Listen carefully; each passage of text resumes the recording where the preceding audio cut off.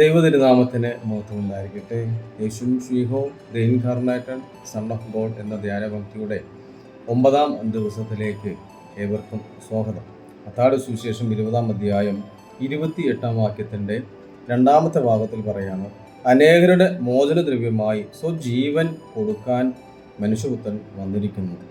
അപ്പോൾ നമ്മുടെ ജീവൻ രക്ഷിക്കുവാൻ, അല്ലെങ്കിൽ നമ്മുടെ ജീവൻ വീണ്ടെടുക്കുവാൻ എൻ്റെ ദൈവം സ്വന്തം ജീവനാണ് എനിക്ക് നൽകിയത്.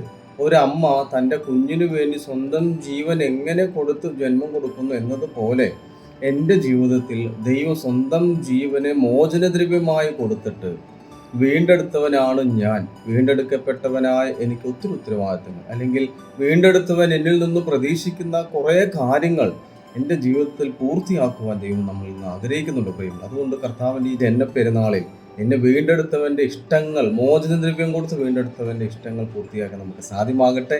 ദൈവം എല്ലാവരും സമൃദ്ധമായിട്ട് അനുഗ്രഹിക്കുകയും ചെയ്യട്ടെ.